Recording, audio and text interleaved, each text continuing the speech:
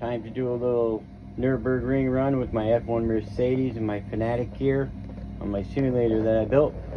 Got my direct drive Fanatic unit. I have my drifting brake for when I do some rallycross. I got the iRacing set up. Oh yeah, pure fun.